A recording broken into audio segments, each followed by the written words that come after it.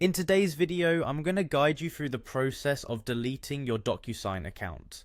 Deactivating or deleting your account on any platform can sometimes be daunting, but don't worry, I'll make this straightforward and easy to follow. Whether you're looking to tidy up your online presence or simply moving towards different services, this step-by-step guide will have you covered in under 5 minutes. So let's dive in.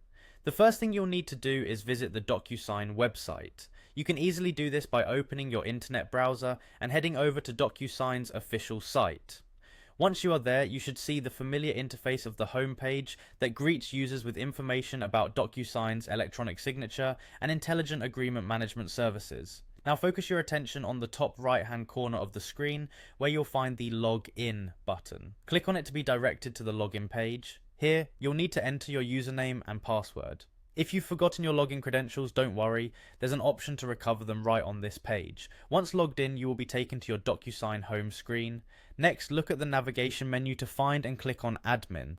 This will redirect you to a different dashboard where you can manage various aspects of your Docusign account. It's where most of the administrative settings live, so take a moment to familiarize yourself with this page if you're not already. Take a moment to find the Plan and Billing section.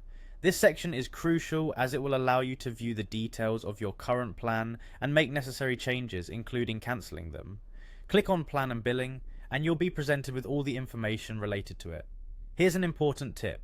Before proceeding with account deletion, make sure that any ongoing transactions or important documents are wrapped up. Once the account is deleted, you might lose access to all that information, so it's always a good idea to download or finalize anything critical beforehand.